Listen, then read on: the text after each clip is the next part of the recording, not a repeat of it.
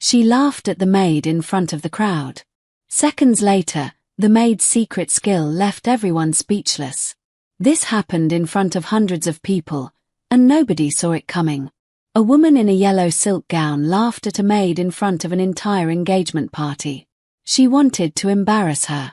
She wanted everyone watching to see the maid as small, as nothing. But in the next 10 seconds, that same maid did something that made the laughter die in every throat at once. Glasses stopped clinking. The band stopped playing. Even the billionaire hosting the party couldn't move. Nobody in that garden knew who she really was. And by the end of that night, nobody would ever look at her the same way again. Hey everyone, welcome back. Before we begin, tell me, where are you watching from today? Let me know in the comments. I love seeing how far these stories travel. Today's story is one of the most emotional ones I've shared on this channel. A story about being underestimated, about carrying a secret so heavy it almost broke a woman's spirit, and about the one night that secret finally came out. Stay with me until the end, because what happens is going to stay with you. Nobody at the Whitmore estate ever asked Maya Bennett about her life before she started working there. Every morning at 5:15 a.m., Maya's small silver alarm clock buzzed in a one-bedroom apartment 15 minutes outside Charleston, South Carolina. She'd wake up, kiss her sleeping 9-year-old son Eli on the forehead, leave a note on the counter for her elderly neighbor who watched him before school, and drive her 14-year-old Honda through the dark toward the biggest house she had ever set foot inside. The Whitmore estate sat behind iron gates, wrapped in oak trees dripping with Spanish moss, with a white columned mansion that looked like something out of an old movie. Maya, 32, had worked there for 3 years as part of the household staff, cleaning, organizing, running errands, and quietly keeping the enormous house from falling into chaos. She was good at her job. She was better than good. The head housekeeper, Dolores, a woman in her 60s who'd worked for the Whitmore family for over 2 decades, often said Maya was the most disciplined person she'd ever supervised. "You move like you were trained for something else," Dolores told her once, only half joking, watching Maya fold linens with sharp, precise motions. Maya only smiled and said nothing. The man who owned the estate, Daniel Whitmore, was 34 years old, the CEO of a logistics company his grandfather had built from nothing. He was polite to the staff, generous with bonuses, and mostly too busy running his empire to notice the small cruelties happening under his own roof. He liked Maya. He trusted her with the house keys, with his late mother's jewelry when it needed cleaning, with things he wouldn't trust most people with. His fiancée did not feel the same way. Camille Sinclair, also 34, had grown up the only daughter of a wealthy Charleston family, raised in a world where staff existed to be invisible and convenient. She was beautiful, sharp-tongued, and used to getting exactly what she wanted. And from the moment she moved into the Whitmore estate to plan her wedding, she had decided Maya was beneath her notice, except when she needed someone to blame. "This towel is wrinkled," Camille would say, holding up something perfectly fine. "Do it again." "You used the wrong detergent on my silk robe," she snapped one afternoon, though Maya had followed the care label exactly. Camille docked $10 from her pay that week anyway, just because she could. Maya never argued. She'd learned a long time ago that some battles weren't worth fighting, especially when you had a son at home counting on your paycheck. She kept her head down, did her work well, and went home every night to the one part of her life that was still entirely hers. What nobody at the Whitmore estate knew was that underneath her plain grey uniform, Maya carried a history most people would never guess. In the back of her closet, wrapped carefully in an old pillowcase, sat a folded uniform that hadn't been worn in over a decade, and a small wooden box she hadn't opened in almost as long. She never talked about it. Not to Dolores, not to Daniel, not even to Eli, who only knew his mother as the strongest, calmest person he'd ever met, without understanding exactly why. That week, the Whitmore estate buzzed with a different kind of energy. Daniel had decided to throw a massive engagement party.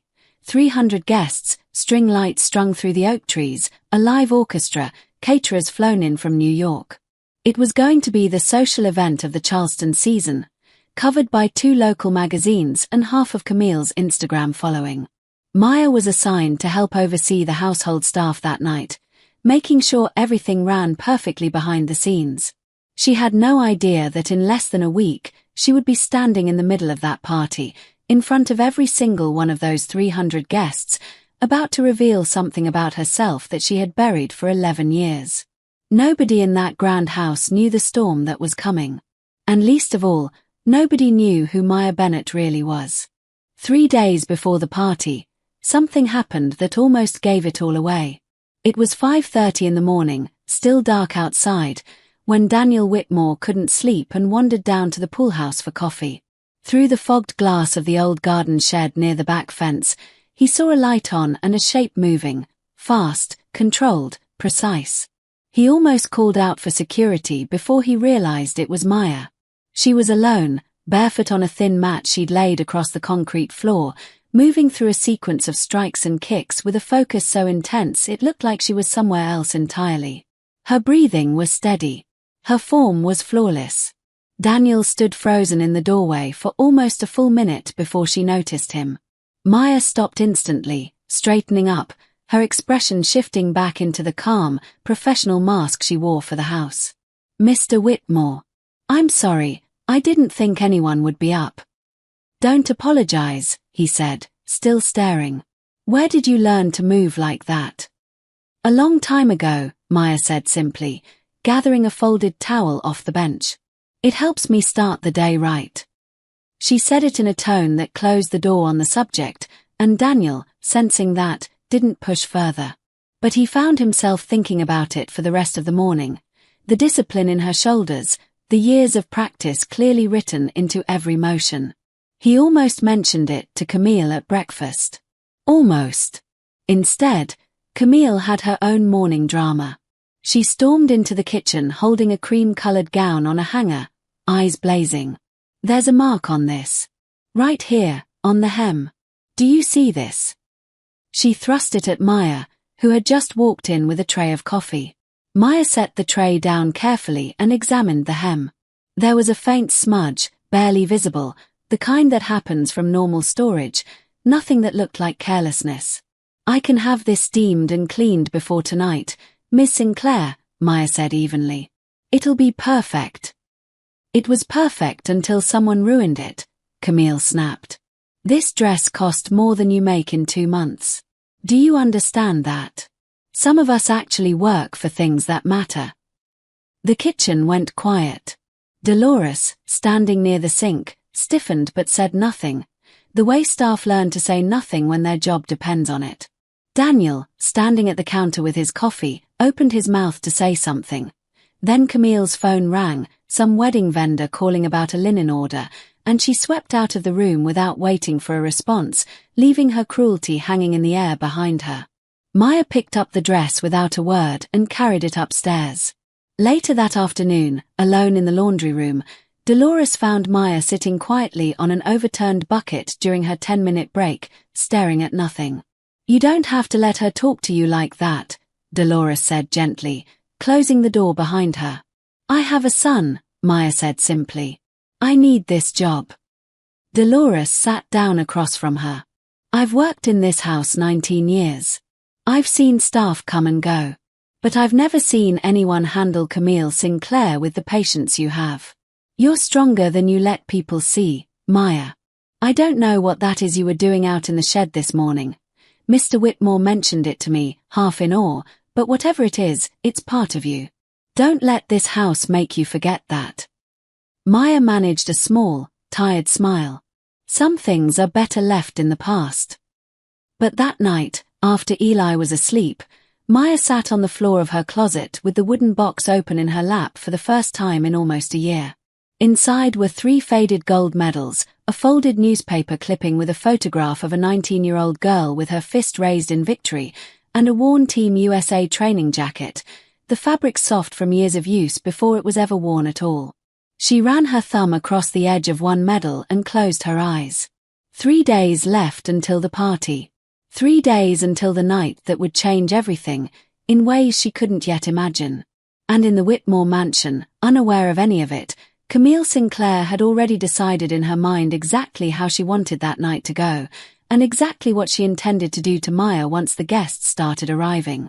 Nobody watching the string lights glow across the Whitmore estate that night could have guessed how it would end. The party was everything Camille had dreamed of. 300 guests in tuxedos and gowns moved across the manicured lawn beneath oak trees strung with warm golden lights. A live orchestra played near the fountain. Champagne towers glittered on white-clothed tables.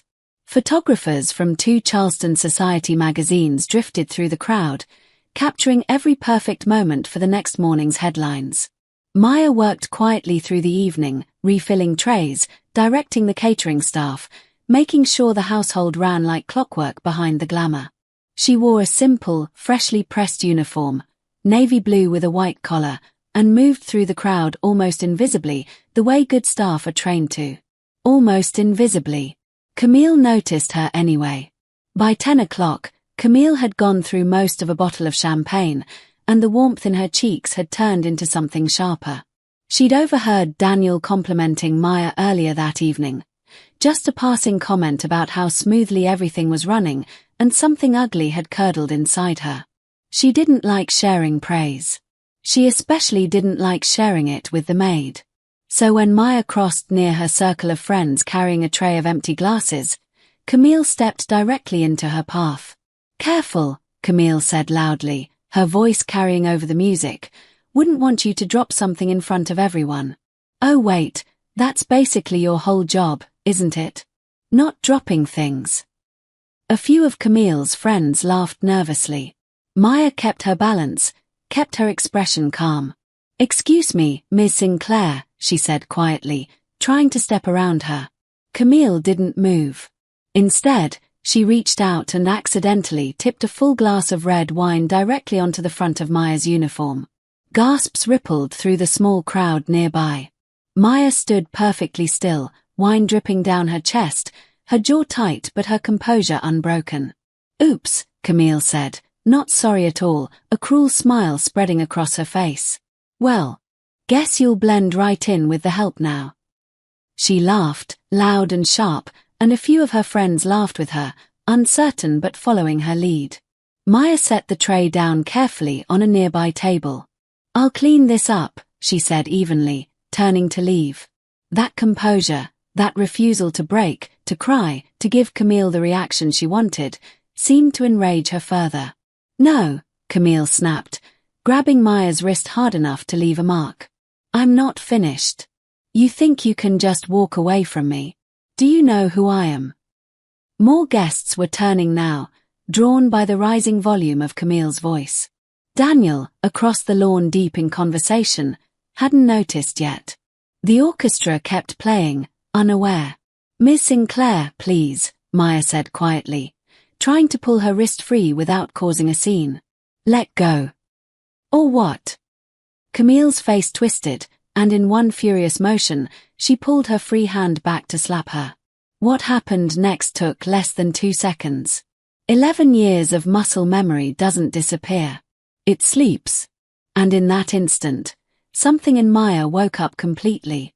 Her body moved before her mind caught up, a clean, controlled block that caught Camille's wrist mid-swing, followed by a smooth pivot and a sweeping kick that rose in one fluid line and stopped, perfectly still, an inch from Camille's face.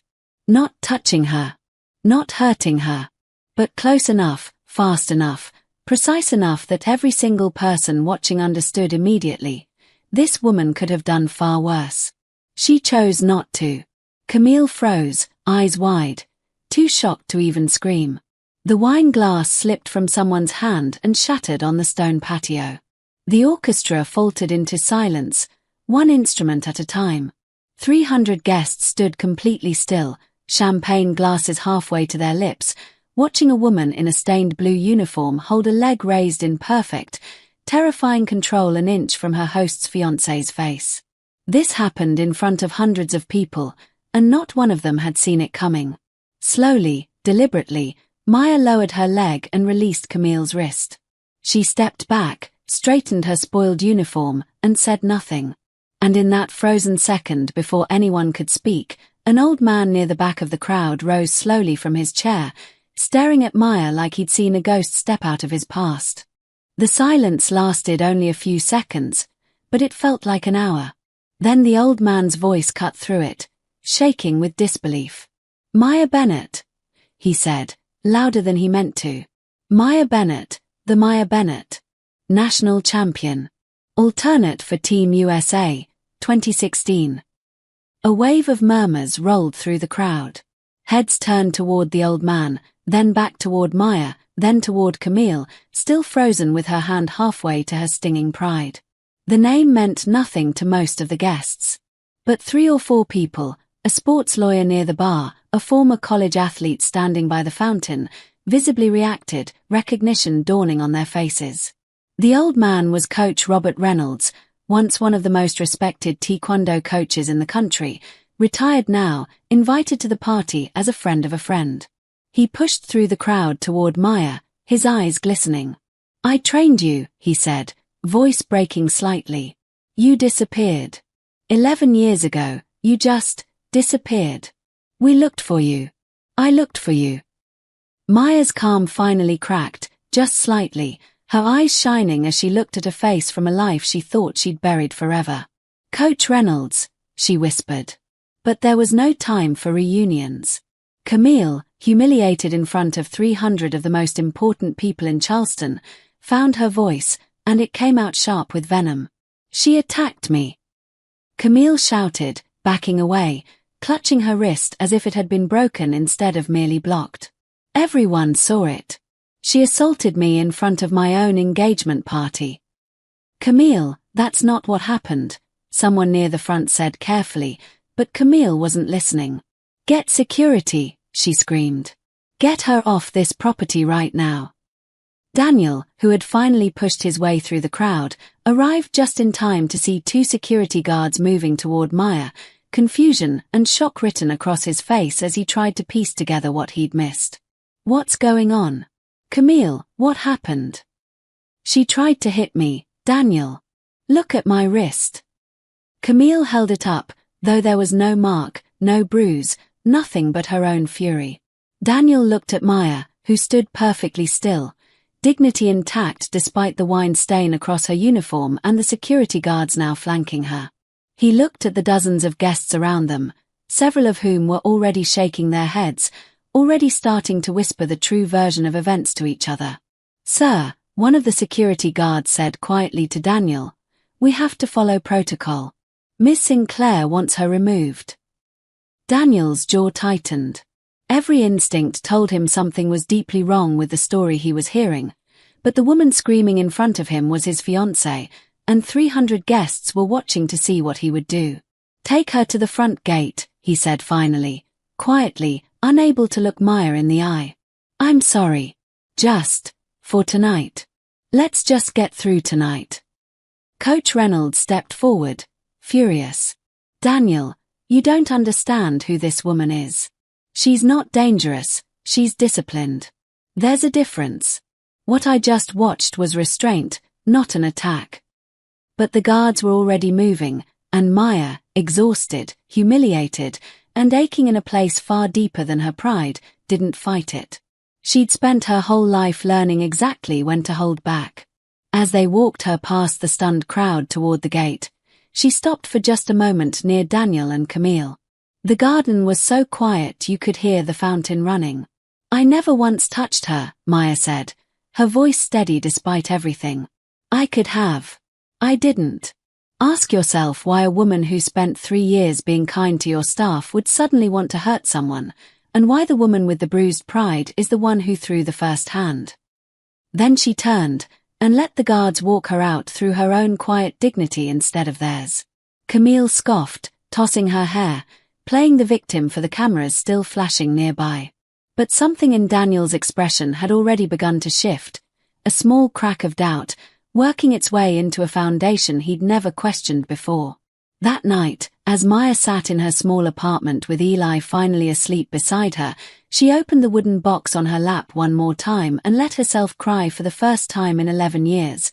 Not from shame, but from the exhausting weight of finally being seen and losing everything the very same night.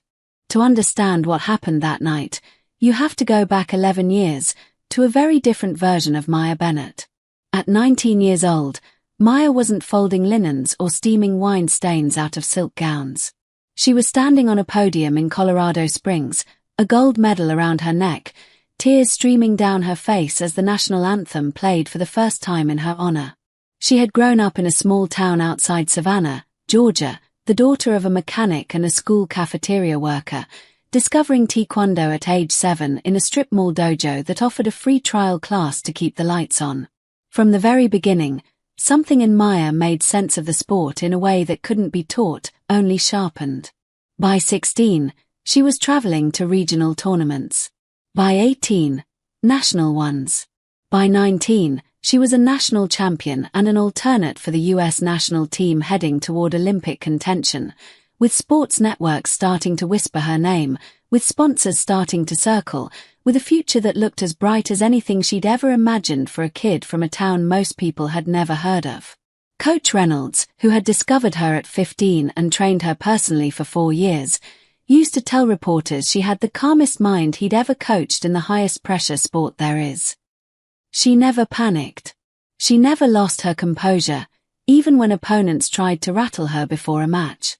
It was, he said, the single greatest gift an athlete could have. Then, 3 weeks after her 19th birthday, her mother was diagnosed with stage 3 breast cancer. There was no dramatic decision, no single moment where Maya chose between her Olympic dream and her family. It happened slowly, the way most real sacrifices do. One missed training camp to sit in a hospital waiting room, one skipped tournament to help her mother through chemotherapy, one cancelled sponsorship meeting because there was simply no one else to drive her mother to treatment 3 hours away and back. Her father worked 2 jobs just to keep the medical bills from swallowing them whole. Someone had to be there every single day. Maya was the only one who could. She never officially quit the sport.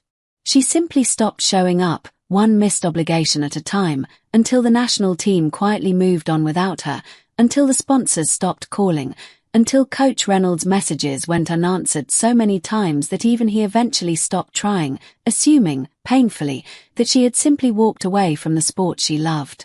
What he never knew was that Maya spent those years in hospital hallways instead of training gyms, in overnight nursing shifts she took to cover bills instead of international competitions, holding her mother's hand through a battle that lasted nearly 3 years before they lost her when Maya was 22.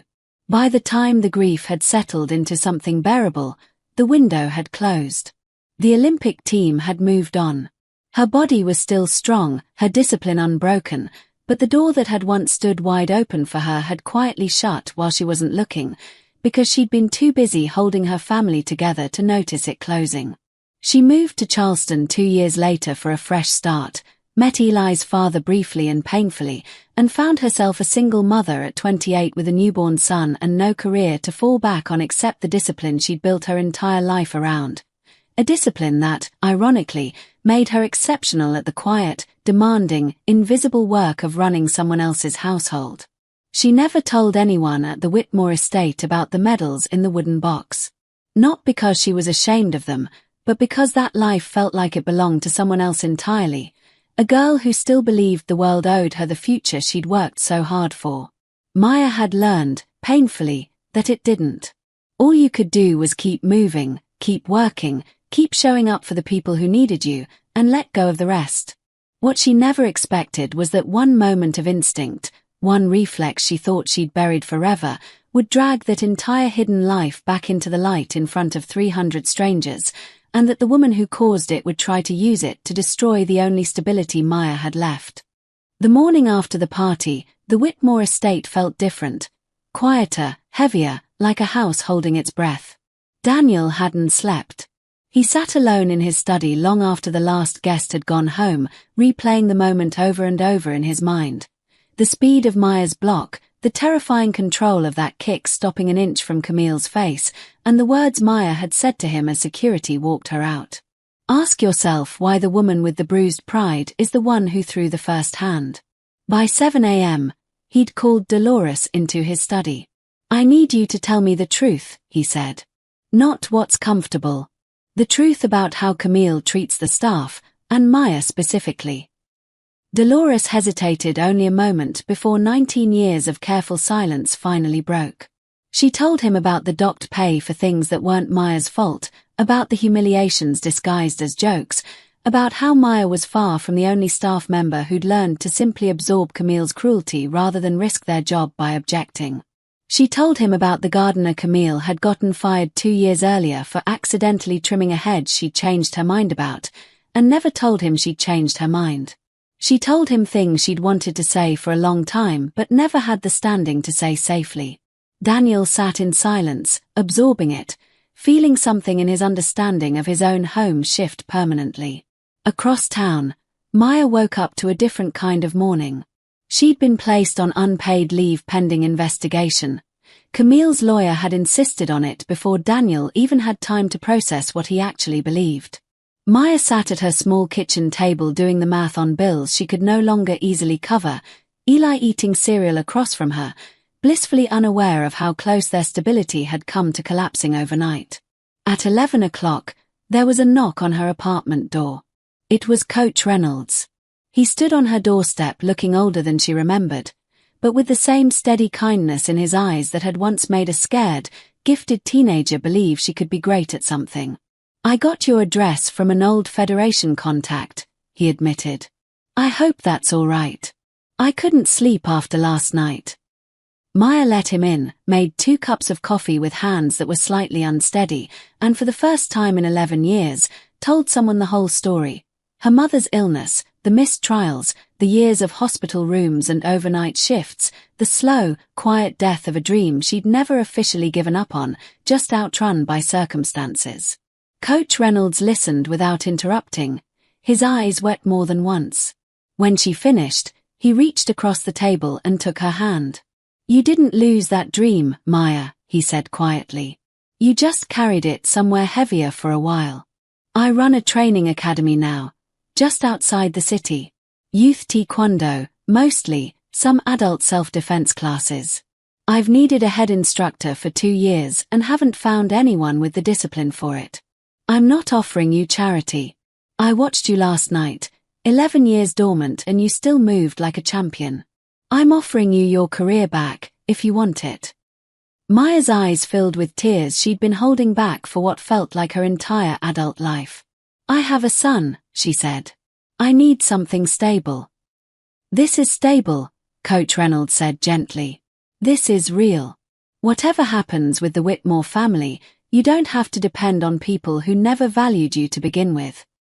For the first time since the party, Maya let herself imagine a version of her life that didn't require shrinking herself down to survive it. Meanwhile, back at the Whitmore estate, Camille was growing anxious in a different way. Doubt had started spreading through her social circle overnight. Quiet questions, sideways glances, at least 2 friends who'd witnessed everything up close now hesitating when she told her version of events. She could feel her carefully built story starting to slip, and she wasn't the type of woman who handled losing control gracefully. By the end of that week, Camille had decided the only way to protect herself was to make sure the story never had the chance to unravel in the first place. She called her father's longtime attorney, a sharp, expensive man named Harold Voss, and instructed him to file an official police report. Assault, she called it, despite the fact that no doctor's note existed, despite the fact that not a single mark had ever appeared on her wrist beyond the one she dramatically pointed to for a single evening before it mysteriously vanished by morning. Voss, more cautious than his client, gently asked if there was any footage. "There were 300 guests," Camille snapped. "Of course there's no need for footage. Everyone saw it."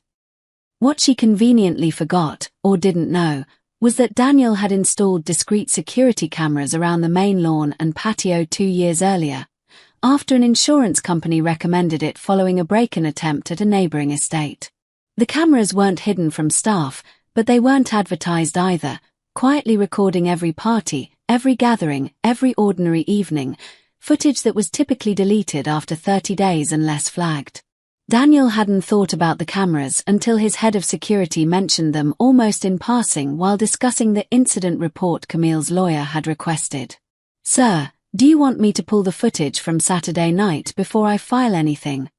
The man asked. Daniel felt something settle heavily in his chest. Yes, he said quietly. Pull all of it. Meanwhile, rumors had begun spreading through Charleston's social circles in the way they always do. Quietly at first, then all at once.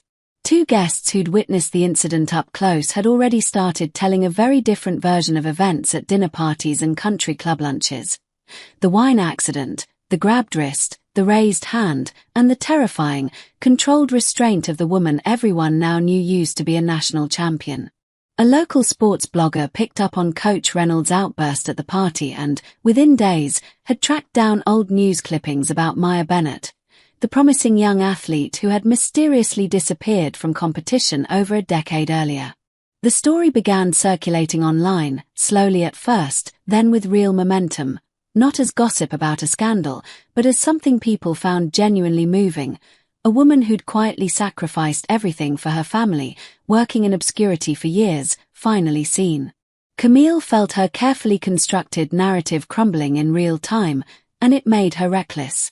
She pressured Voss to move faster on the assault claim, hoping to formalize the story into something official before public opinion could shift any further against her. She told Daniel that if he didn't fully support her, publicly, unconditionally, it would say something very telling about where his loyalties actually stood. Daniel, for the first time in their 2-year relationship, didn't answer her right away. He spent that evening in his study with his head of security, watching the footage from Saturday night on a laptop screen, frame by frame, silent, his jaw tightening with every second that confirmed everything he'd been too afraid to fully admit to himself. The footage was clear, close, and undeniable. It showed Camille tipping the wine glass deliberately, not accidentally. It showed her grabbing Maya's wrist first, hard enough that Maya visibly winced. It showed Camille pulling her hand back to strike, and it showed Maya's response, not an attack, but a defensive block and a controlled kick that stopped precisely, deliberately, an inch from Camille's face, exactly as dozens of witnesses had already described. Daniel watched it 3 times before he finally closed the laptop, sat back in his chair, and allowed himself to feel the full weight of what he'd been avoiding for days. The next morning, he asked Camille to meet him in his study.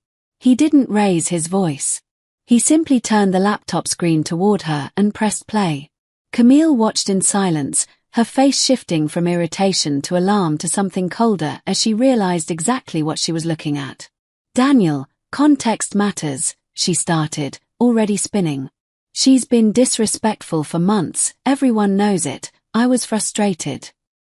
You threw wine on a woman doing her job, then grabbed her and tried to slap her in front of 300 people, Daniel said quietly, and then told the police she assaulted you. She humiliated me. She protected herself, Daniel said. And then she protected you, Camille. That kick stopped an inch from your face. She's been trained for over a decade to end a confrontation in half a second. If she'd wanted to hurt you, there would have been nothing either of us could have done to stop it. She chose not to. And you tried to have her arrested for it. Camille's composure finally shattered completely, and what came out from underneath it was ugly and honest in a way Daniel had never let himself see clearly before. She's staff, Daniel. People like her aren't supposed to. She stopped herself half a second too late, but it was already out, already hanging in the air between them, revealing exactly the belief system she'd operated from the entire 2 years they'd been together. Daniel sat back, feeling something inside him go very still and very clear. I think you should leave the house today, he said quietly. I'll have your things sent to your father's. I'm ending the engagement, Camille. She screamed, she cried, she threatened. She reminded him of every social consequence, every embarrassed headline, every whispered story that would follow him through Charleston society for the rest of the year. Daniel let her say all of it, and then he called Voss himself, dropped the false police report using the security footage as evidence, and asked his own lawyer to begin drafting the paperwork to formally end the engagement. By that afternoon, the Whitmore estate was quieter than it had been in weeks, not from tension this time, but from something closer to relief. Daniel drove to Maya's apartment himself that evening.